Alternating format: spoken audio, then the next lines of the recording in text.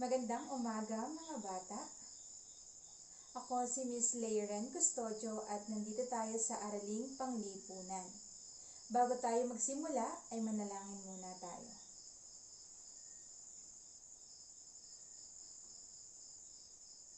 Maraming salamat po sa ibinigay ninyong panibagong pagkakataon upang kami ay matuto. Maraming salamat po sa mga biyayang ipinagkakaloob mo sa amin sa araw-araw. Gawaran mo po kami ng karunungan at bukas na isipan upang lubos naming maunawaan ang mga itinuturo ng aming guro. Patnubayan mo po ang bawat isa sa amin at ingatan mo po kami sa lahat ng oras at pagkakataon. Ang lahat ng ito ay hinihiling namin sa matamis na pangalan ni Jesus. Amen.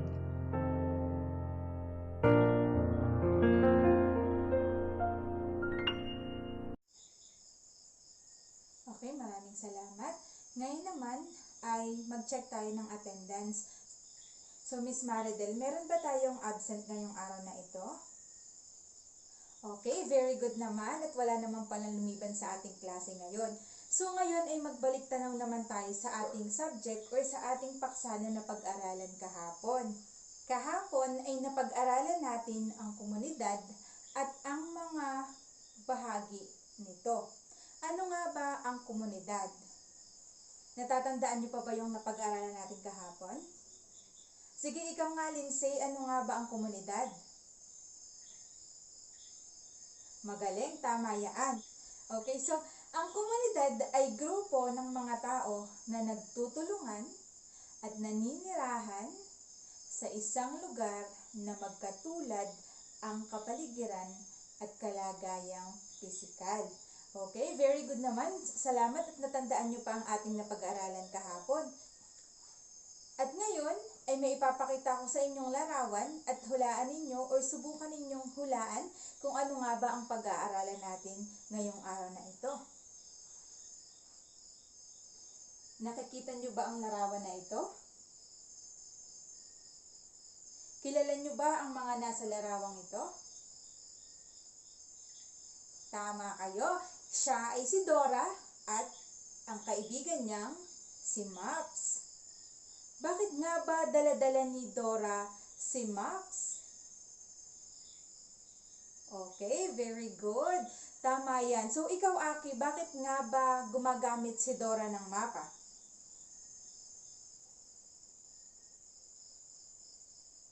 Okay, tama din yan. Ikaw naman, Gian, ikaw naman, Gian, bakit nga ba si Dora ay nagdadala ng mapa?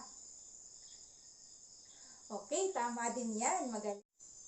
At dahil alam ko naman na kilalang kilala na ninyo si Dora at ang kanyang kaibigan na si Map, ay dumako naman tayo sa ating pag-aaralan ngayong araw na ito. At ngayon ay magpatuloy na tayo sa ating pag-aaralan ngayong araw na ito. Ano nga ba ang mapa at ang iba't ibang simbolo sa mapa? Una, ano nga ba ang mapa? Ang mapa ay isang patag na representasyon ng daigdig o bahagi nito.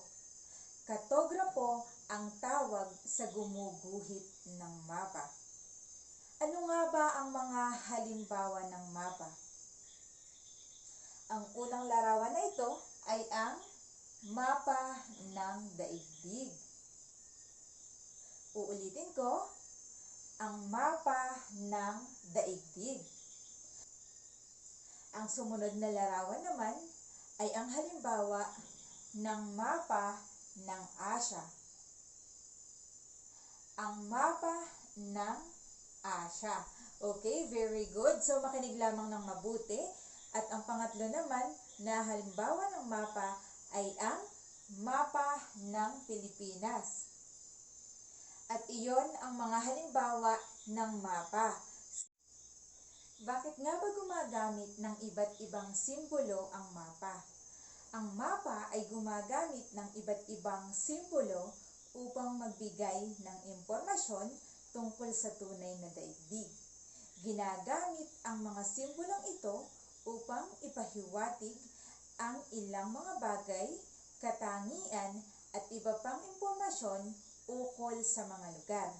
Nagtuturo din ito ng eksaktong kinalalagyan ng isang lugar o pook at iba pang matatagpuan dito. At ngayon naman ay tukuyin natin at kilalanin natin ang iba't ibang mga simbolo sa mapa. Una ay ang mga anyong lupa. Nandito ang burol, bulkan, bulubundukin, talampas, kapatagan, at kagubatan. Uulitin ko, ito ay ang burol, bulkan, bulubundukin, talampas, kapatagan, at kagubatan. So, pag isa-isahin natin, ang larawang ito ay burol. Tama kayo, ito ay ang simbolo ng burol. Ang sumunod ay bulkan. So, tama din, ito ay ang simbolo ng bulkan. Ang sumunod, ito ay ang simbolo ng kabundukan. So, tama kayo, ang kabundukan ang nagsisimbolo sa larawang ito. Sumunod naman ay ano ang simbolo nito? O ano ang simbolong ito? Okay, magaling Lloyd. Ito ay ang talampas. Ito naman ang susunod na larawan. Ito naman ay ang kapatagan. So, magaling. Ito ay ang kapatagan at ang huli ay ang kagubatan. Wow, napakagaling. So, ulitin natin.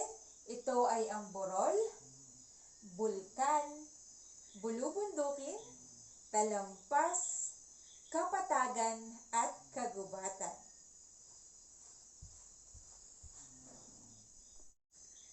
Ngayon naman ay tukuyin natin ang mga anyong tubig na mga simbolo sa mapa. Merong mga ilang larawan dito kagaya ng katubigan, lawa, talon, at ilog. Uulitin ko, ito ay ang katubigan, lawa, talon, at ilog. So ngayon naman, isa-isahin natin. Ang larawang ito ay ang simbolo ng katubigan. So tama kayo. Ano naman ang simbolo ng larawang ito? Yes, tama kayo. Ito ang larawan ng lawa. Ang sumunod na larawan ay ang talon. Napakagaling. At ang pang-apat ay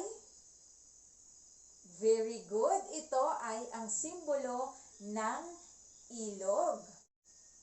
Ngayon naman ay tukuyin natin ang mga simbolo ng ibang istruktura na makikita sa mapa.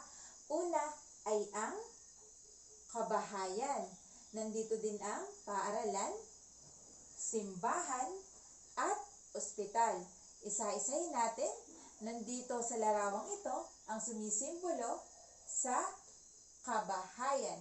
Tama, yan po ang sumisimbolo sa ating mga bahay. Sumunod naman po ay ang paaralan. Makikita natin dito ang paaralan na may kasamang watawat. So, very good. Ang gagaling naman talaga ng mga estudyante ko. Sumunod naman ay ang simbahan. Kung makikita ninyo, merong maliit na koros sa ibabaw ng bubong. Kapag nakita nyo yon, ang ibig sabihin nun ay simbahan. Ang sumunod naman na istruktura ay may malaking koros na ang ibig sabihin ay tama, ospital ang ibig sabihin. Kapag nakita nyo sa mapa, ang larawang ito, makikita natin ang ospital. At ngayon na kaya na ninyong tukuyin ang iba't ibang simbolo sa mapa, tingnan ko nga kung talagang may natutunan kayo. Lindsay, ano nga ba ang mapa? Tama yan. Ang mapa ay isang patag na representasyon ng daigdig o bahagi nito. Ang mapa ay gumagamit ng iba't ibang simbolo upang magbigay ng impormasyon tungkol sa tunay na daigdig. At ang mapa rin ang nagtuturo ng eksaktong kinalalagyan ng isang lugar o pook at ng mga matatagpuan dito. Ang mapa ay gumagamit ng iba't ibang simbolo upang magbigay ng impormasyon tungkol sa tunay na daigdig. Okay, very good. Mukhang naiintindihan talaga ninyo dahil tahimik kayo. At bakit nga ba gumagamit ng mga simbolo sa mapa? Ginagamit ang mga simbolong ito upang ipahiwatig ang ilang mga bagay, katangian at iba pang impormasyon ukol sa mga lugar. Natuturo din ito ng eksaktong kinalalagyan ng isang lugar o pook o iba pang matatagpuan dito. At dahil mukhang alam na ninyo at sa ulo na ninyo ang mga simbolo sa mapa, ngayon naman bilang ating activity or sa ating activity ay iguguhit ninyo ang mga simbolo ng mga sumusunod. Number 1 ay ang lawa. Number 2, burol. Number 3, kapatagan. Number 4 ay kagubatan. At ang number 5 ay talon. So kumuha na kayo ng lapis at papel at magsimula na kayong gumuhit. Okay, bibigyan ko kayo ng 10 minuto para maggawa or para gawin ang ating activity. So bawal ang mangopya, bawal ang maingay. So babantayan ko lang kayo. Yan na may papel at lapis na kayo ay simulan na ninyo ang pagguhit ng mga sumusunod. At dahil tapos na ang 10 minuto at mukhang lahat naman tayo tapos na dahil kayo ay ingay na, ay ipasa na natin ang papel sa ating unahan. Okay, so Lindsay, kolektahin mo ang mga papel at mamaya ay chechikan ko. So, ngayon naman ay bibigyan ko kayo ng ating takdang aralin. So, bilang takdang aralin, gumuhit kayo ng gumuhit kayo ng mapa sa inyong papel mula sa inyong bahay papunta dito sa ating paaralan. Okay, isulat ang takdang aralin at baka makalimutan. Bukas ay mag-check ako ng assignment bago magsimula ang ating klase, ha? At ngayon ibibigyan ko kayo ng 5 minuto para kopyahin ang ating takdang aralin at bukas ay mag-check ako ng inyong takdang aralin.